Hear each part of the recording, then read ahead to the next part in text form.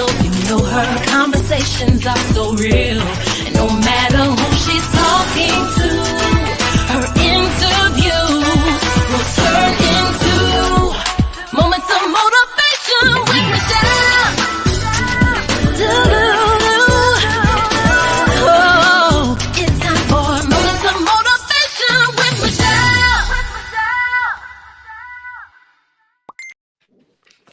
Great evening, everyone, and welcome to another episode of Moments of Motivation with Michelle. I want to thank you all for joining us to come in as we sit down and talk to none other than Chef Christopher Dorrah. We've asked you to please like, tag, and share this broadcast, or love, tag, and share this broadcast. Invite your family members and friends to come in and sit down and join us as we sit down and have a conversation with Christopher Dorrah. We thank you again for those of you who are joining with us. We welcome Christopher Dorrah with us to Moments of Motivation with Michelle. From the stage to the kitchen, he has motivated, inspired, and captured many of our hearts, our minds, our taste buds, and our attention. Welcome to Moments of Motivation, Christopher. How are you doing this evening? I'm good. Thank you for having me. Great. We thank you for accepting the invitation to be on Moments of Motivation with Michelle.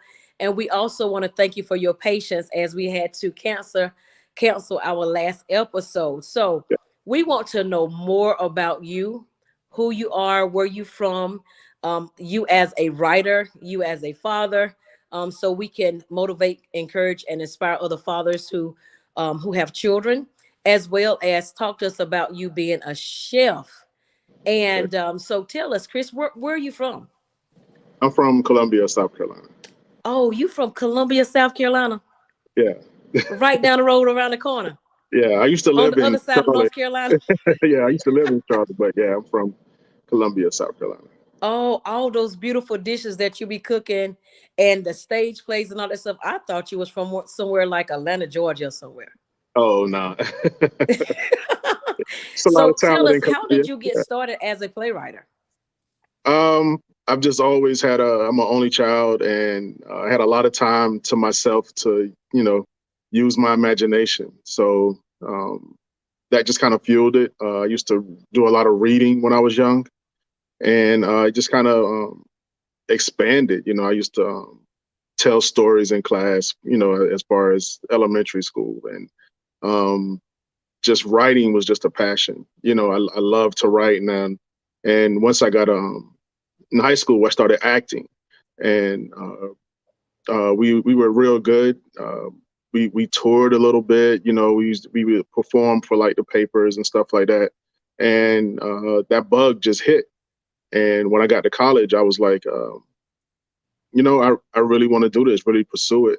And I started writing, started self-producing stage plays, putting them on. Um, I mean, I was doing like 4 a year for like 2 or 3 years. Yeah. I mean, it was, but it was easy. I could write a whole one in a day. Like once it hit me, I just put it out. And it sprung from just, being young, having a vivid imagination, and just, wanting, as I got older, to not only write it, but see it. So, Okay. and So what school did you go to? Attend? Winthrop, Winthrop Winthrop University. University. Yeah. Is that in Columbia? That's in Rock Hill. Oh, Rock Hill, South Carolina as well. Yeah. So what kind of books did you read? Most men don't like reading, or they're not interested in reading. What are some of the books or the genres that you were into? Well, this actually, I was talking to someone. The first book I ever read was Sula. That was so mostly were black books, um, black lives. Thrillers, dramas. Maybe that's what fueled, because that's mainly what I write. Um, I call them love stories, but they end up, Okay. dramas and thrillers. But mainly anything. I went to all black schools, elementary, middle, and high school. So anything from black authors, they were always ready, available, and we just, teachers would just say, "Here, read. Let's talk about it." And yeah, I mean, I enjoyed it. That was before, social media and, computers in every house. So, yeah, So you didn't reading. have computers when you were writing then? Was it the pad and the pen thing for you? Yeah, Was we it? didn't have computers. Yeah, we had typewriters. Yeah. So I guess the My computers school and the had pad and the one. pen is like we're They the had one stage age. computer. Yeah, my school had one computer, and you had to be like, straight A student to get on it. You know what I mean? So I mean, yeah, we didn't have all that. Yeah. So what are some of the things you faced, some challenges that you faced as a writer? Um. Well, one of the things I tell everybody when I went to college, my first challenge was the first time I auditioned, and the first time someone told me, no. And I tell everybody that was my biggest inspiration. Like it hurt because I knew I was better, and that's not an ego statement. Like I was seeing the people auditioning, they were playing around and goofing, and they didn't know the characters, and it was a favoritism thing, and I didn't.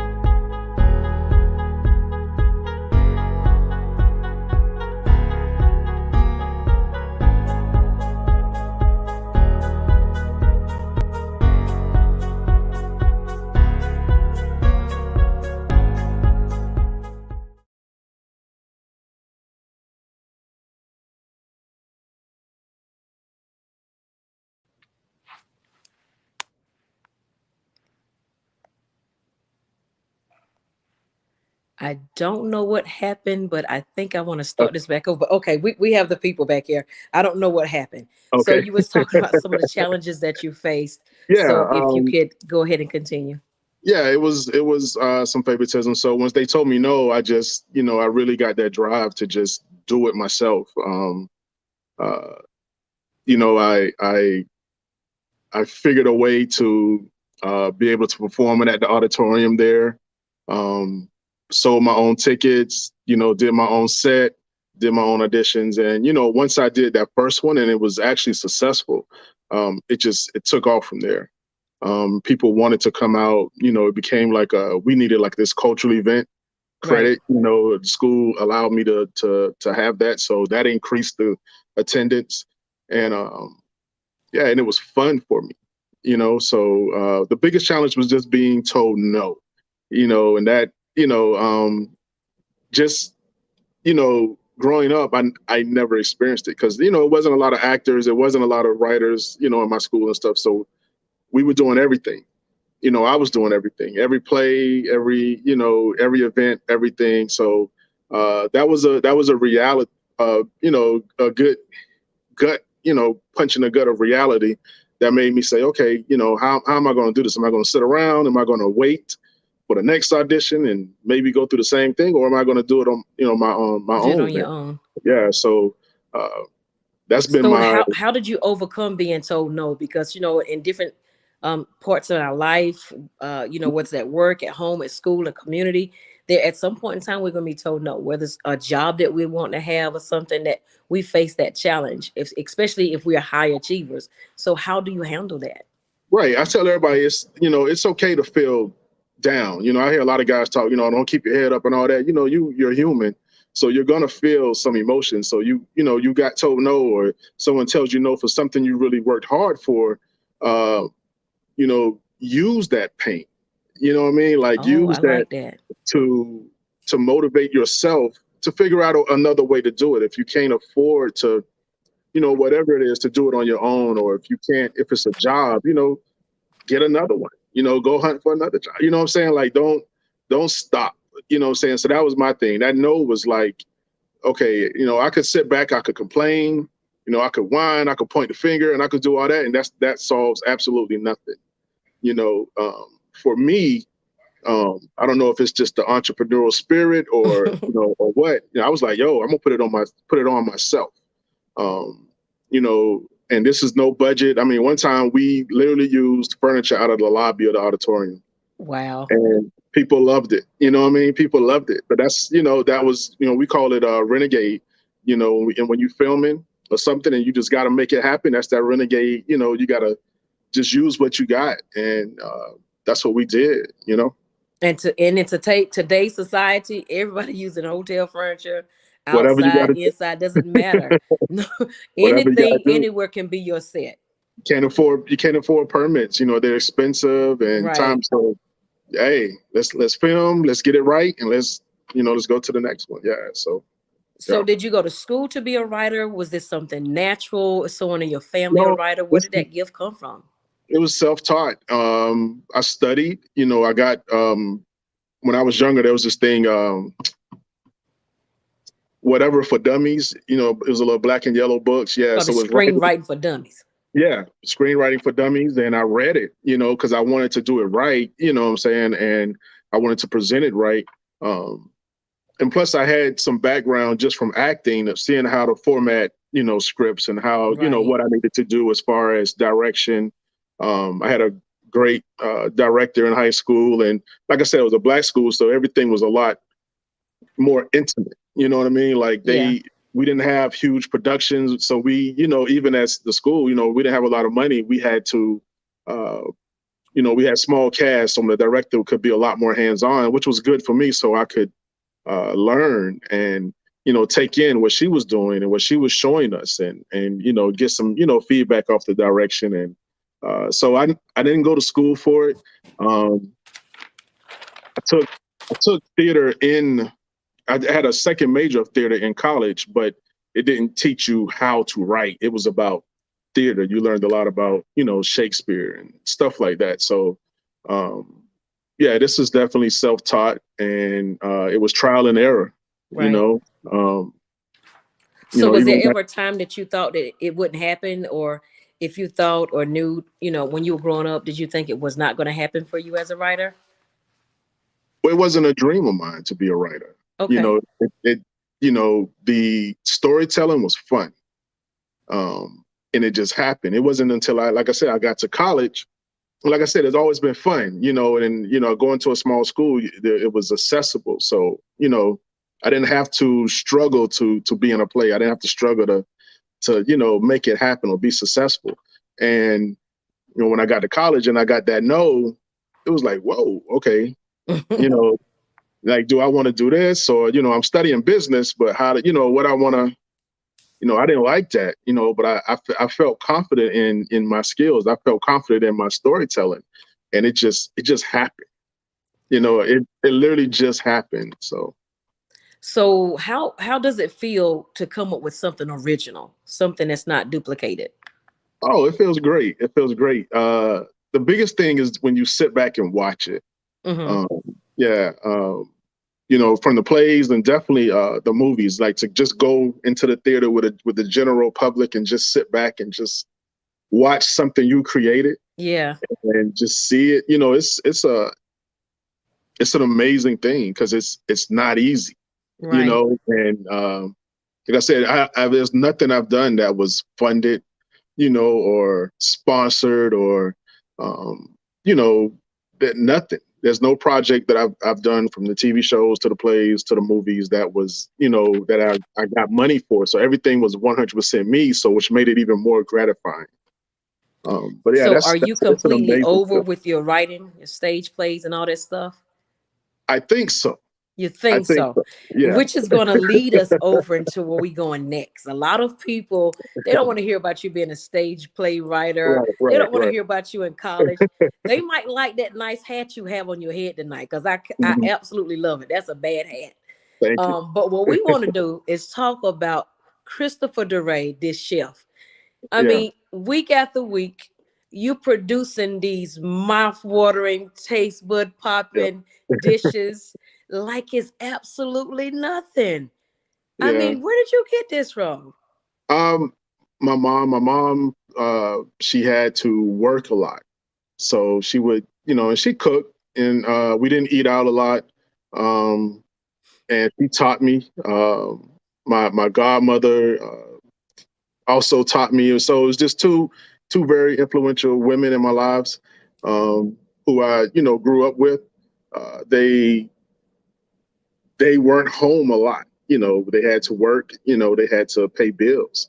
So just starting young, just fending for myself, cooking, and I liked it. I like creating dishes, and it's Okay. something I've been doing, forever.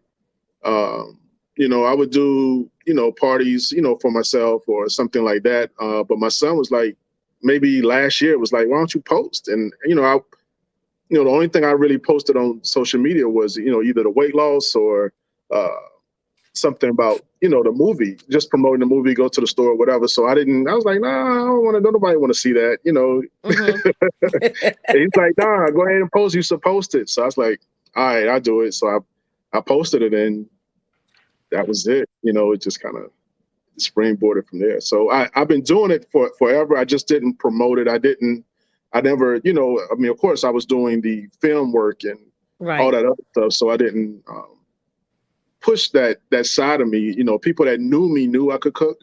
They knew I had a love for it. They knew I enjoyed it, but I never really um, put it out there, so Well, I mean, you're putting it out there every week. It's yeah. something. I mean, there are times that I've missed your dishes, and I'll Mhm. go back and I'll look at them. I love, love, love, love, love, love. Everything looks good.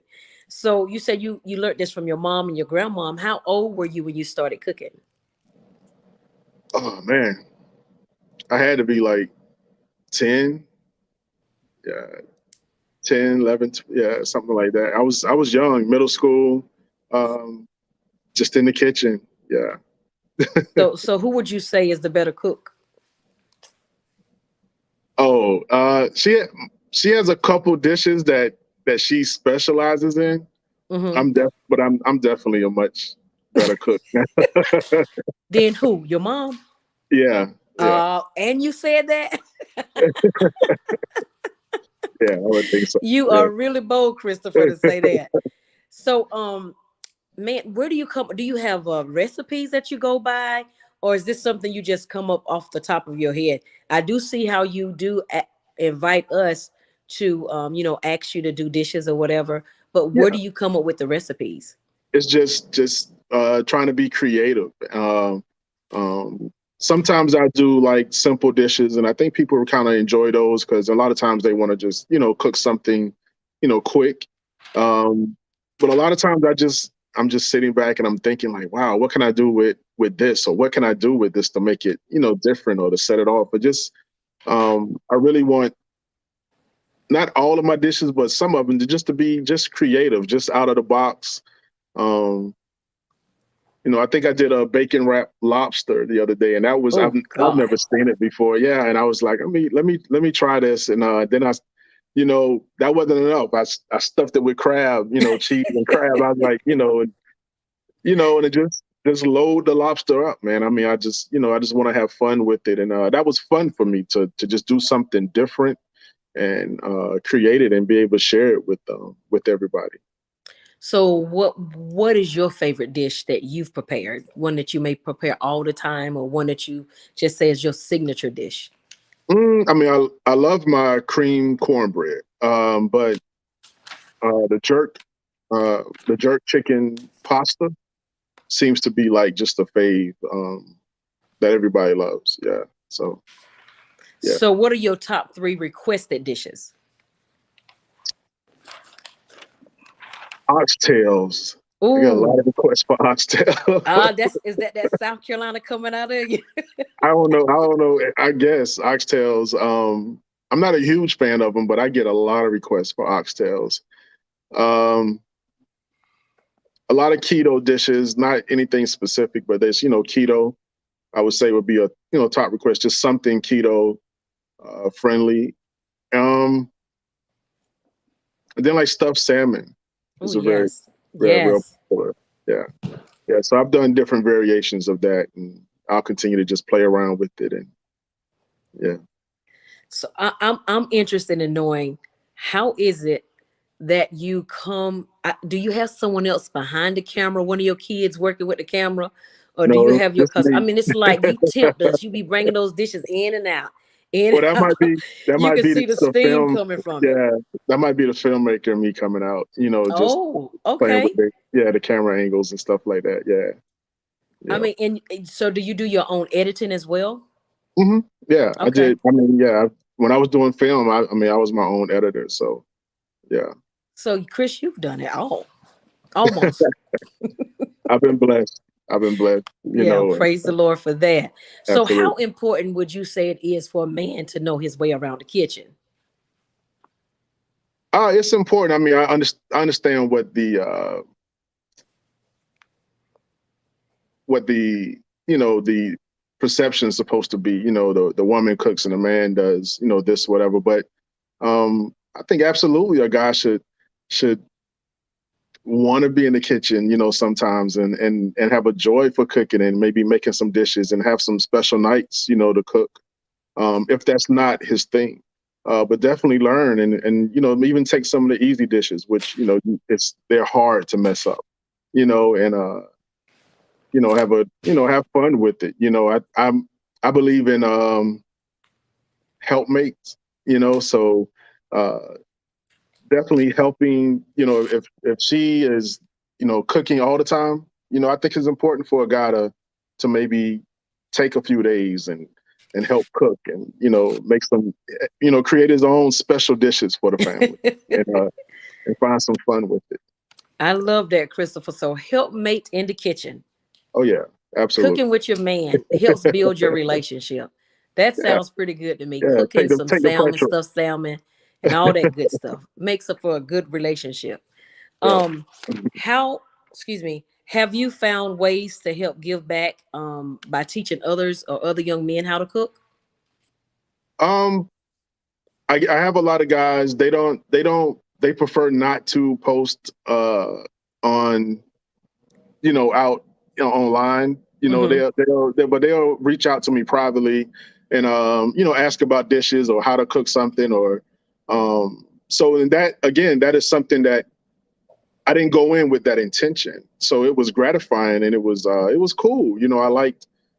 I was like, okay, so I get it.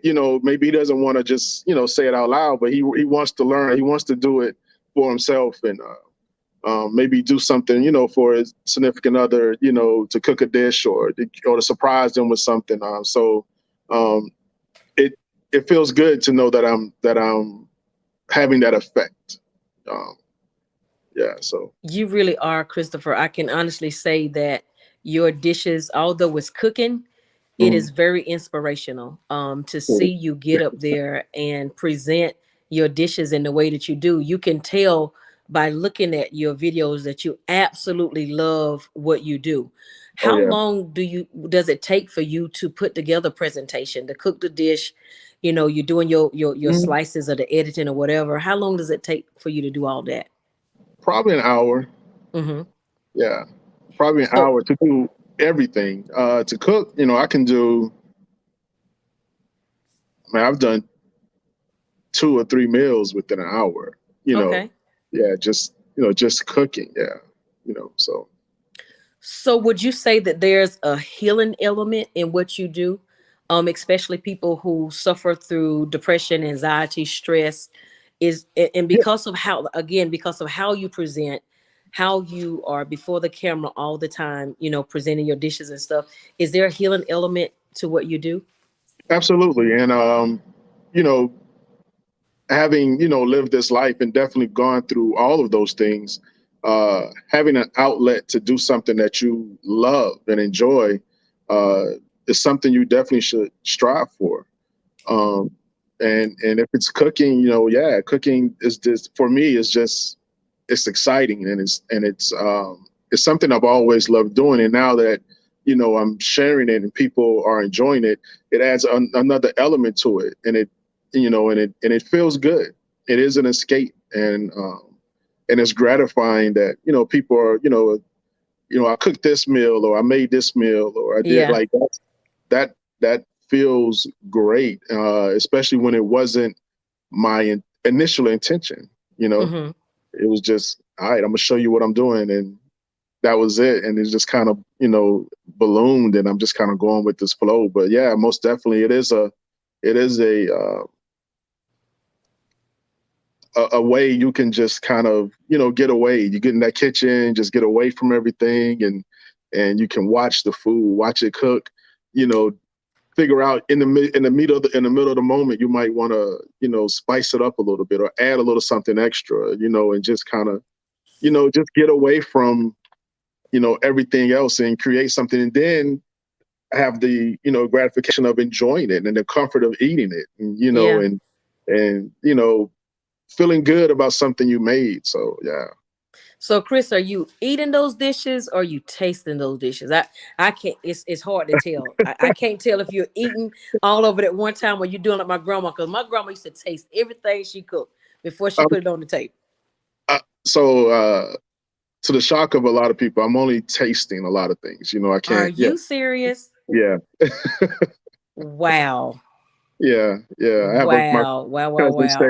stays close to here, and I'll call her up. She got some boys, and you know, come get some food. Yeah, yeah. Well, that is amazing. So,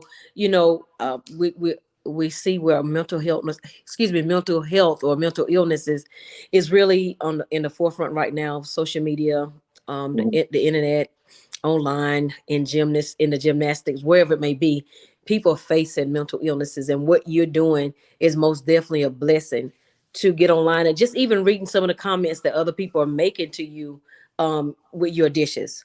It's yeah. it's you're doing a great job, Christopher. Thank you Thank so you. much. Thank you. So, do you make your own spices? Yes, I actually have my signature seasoning coming out in 2 weeks. Oh, so Yeah. where can we purchase those seasons from? It'll be on the website, cowboychriscooks.com.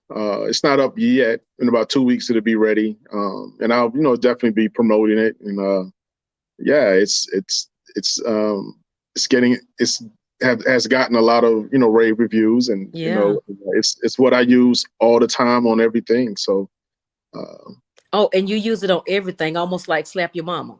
everything. Yeah. Wow, man, I cannot wait to order mine. So let Yeah. me tell you about my first Christopher Dorrah dish experience. Okay. You were online and you did the dish with the pineapple. Oh, the boat, the, The pineapple boat, yeah. yes. And I cooked it and I absolutely loved it. And as a matter of fact, someone with a food truck was selling one today, and my staff were really trying to go out and buy one. And I was like, I remember I cooked that dish right there. Oh, And that's cool. I got it Cool. from you. I got the recipe from you. So that's one recipe I would like to see if you would share tonight with our viewers who may be interested in making a pineapple boat. Oh, you get which one you did? Seafood, or was it I teriyaki? did the seafood. Okay, so I mean everything is basically a handful. Uh, so you could get a salmon, you chop it, you cut it up, chop it up. You take a handful of salmon, a handful of raw shrimp, and you cut a chicken breast in half, chop it up, and a handful of chicken breast, and you cook it. Um, you cut out your pineapple, chop that up, throw that in the pan with the meat. Wow. Uh, I use butter instead of oil, as you probably seen in a lot of my videos. So you mix all that up, throw some seasoning on it as you cook it. Um, you can never use enough seasoning, especially with meats. Um, Take your cooked rice, put it inside of the pineapple, put the meat on top of it, and then take some yum yum sauce and Yum yum. go over the top, and there you go. So is the yum yum sauce, is that homemade? Is that a special recipe or is it something you could just get out of the grocery store? What is it? You can do it's mayonnaise, ketchup, mustard, and paprika. Yeah, Mayonnaise, ketchup, mustard, and paprika. yeah. I All have to right. refer Thank to you my for sharing recipe that for that, but recipe. I'm pretty sure that's what it is. Yeah. Okay. Thank you for sharing that recipe with us. Do you see Mhm. a cookbook in your future? Say 2 weeks. Oh, so Yeah, that's coming out in 2 weeks too? yeah. Let's eat. Christopher, I can't play with you, man. You got it going on. Yeah. So Cookbook with and all of this that you're doing, a lot right now, self-care is big as well. hmm And I would like to also say you look really well. You said something about your weight loss, and I hmm see the progress that you've made with that. And I would like to commend you for that as well. So Thank what you. are some of the things that you do as a man to get away to yourself and do some self-care? I work out And I tell a lot of people, I think a lot of people, I don't know if you remember, I used to do challenges. Those were fun. Just doing and do at your own pace.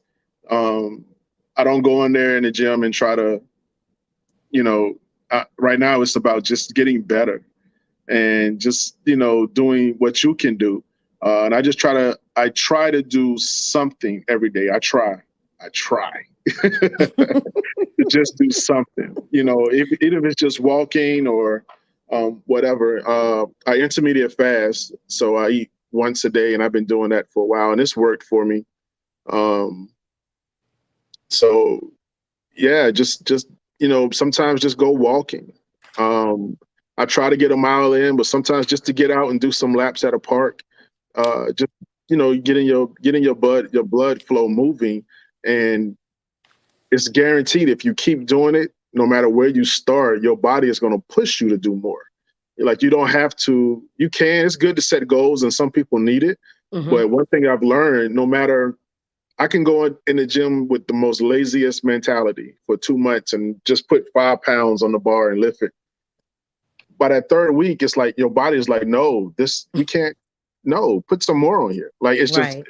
you're gonna have no choice but to add on. And I found out that works with pretty much everything. Walking or just trying to keeping yourself motivated. Like you're gonna want to do it the more you do it. Okay. So I So, heard you say that you only taste some of your foods. yeah. So are there certain foods that you eat or certain few foods that you stay away from as a chef? No, I eat everything. Yeah. Yeah, I eat everything. I don't eat the whole, thing all the time because, especially if I've already eaten, so I'll taste, if it's good, give my thumbs up and, you know, I'm telling you, Chris, can you do that signature thumbs up for us, please? put There them. it go. Hey. Yeah. Yeah, I eat everything. I don't do a whole lot of sweets. I am going to make a lemon pound cake, uh, probably tomorrow. Um, but just yeah, I eat everything. I don't do a whole lot of sweets, but I do, yeah, nothing's off of the menu. Okay, Christopher. So if there are viewers who are interested in finding some of your material online that you've Mhm. written, your stage plays or anything like that, do you have any resources that you can share? Yeah. For the plays, I don't have anything for the plays. The movies, they can go to dorrahfilms.com. It's D as in dog, ORRAH films. .com, and they're there free to watch. I think they're also on Amazon. They both got sold. I mean, if you want to watch it on Amazon, you can. Um, as far as the cooking, of course, follow me on Facebook, Christopher Dorrah, or Instagram. It's Cowboy Chris Cooks. Um, yeah, and you You can. know, I just realized something. I've been saying your name wrong the whole time. It's I've okay. been saying Christopher Dorrah, Yeah, it's okay. and Yeah, it's Christopher Dorrah. yeah, Dorrah. Got you. Yeah. Got you. So, one of the viewers want to know farmers market versus produce stores. Which one is the best? Farmers market, you can actually taste uh, the vegetables and the fruits, if that makes sense. Mm-hmm. I don't know what it is. You can, whenever I get peppers from the farmer's market, I, I taste it. Mm-hmm. I taste it when I get it from the grocery store too, but I really taste The it from the taste is farmer's different. market. It is. And I would assume, the farmer markets, the people, they farm it, then they sell it to the grocery store. So I don't know what happens during that process, but it is a difference. It Yeah, definitely is a difference. yeah. Um, you just got to be farmers market. You really, really, really have to look at it. Read up on how to detect if certain things are good or bad. Um, from plucking or just looking at it, because they do keep things out there. I mean, they don't have the luxury of grocery stores of throwing things away all the time. So they keep it to the end, and you got to kind of watch for that going to the farmers market. That's not all the time. That's not everybody, but just be mindful. Whereas a grocery store really can't sell anything that's quote unquote bad. Farmers market, they're gonna, you know, they they keeping it out there. So Okay. So can you do a show for the brothers who can't boil water but would love to cook something simple or something special for their special someone? That's from a yeah, viewer. yeah. I mean, I think the last video I just did, the chicken fried rice, Okay. super simple, super Chicken simple. fried rice. Yeah, I mean, you use bag. You didn't even. I think the only thing you cut was the chicken. Like everything, yeah, it's super easy. If you got a rice cooker, I do uh, for every cup of rice, I do 2 cups of water. You know, I don't cook with salt, but you can put a pinch of salt in there to taste, not a lot. And yeah, that last, if they look on my page, look at that last, just that chicken fried rice. It seems to be extremely popular. Um, it's a simple dish. It's tasty. Um, yeah, you'll be hard pressed to mess that one up. All Yeah, right, guys. Chicken fried rice. He chicken said fried you'll be rice is hard easy. pressed to mess that one up. Going to try it out, Yeah, taste it for yourself, and invite your special someone over to see that you can cook. And I and it's a love the complete fact meal. that you said that, it's great for men and women to bond together in the kitchen.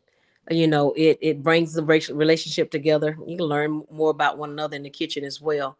So, Christopher, we really, really, really want to thank you for coming on with us tonight, sharing a little bit about your life and what it is that you have done, what it Yeah. is that you're doing, and what's coming next. So again, before we leave off, I would like for you to share with our viewers, just where they can get information, resources, material about you, and also share any links where they can find you on YouTube, Instagram, Twitter, or Facebook. Well, yeah, right now, if you want to see the film projects, it's dorrahfilms.com. Um, my main social medias are, Facebook and Instagram. Facebook is my name, Christopher Dorrah. And on Instagram, it's Cowboy Chris Cooks. Yeah. Cowboy And, Chris Cooks. yeah. Any questions? Just, hit me up, All right, Christopher. I was trying to go, but I have another question. Name 3 kitchen tools that you cannot do without. Um, my wooden utensils, uh, my cast iron skillet, Okay. and my cutting board.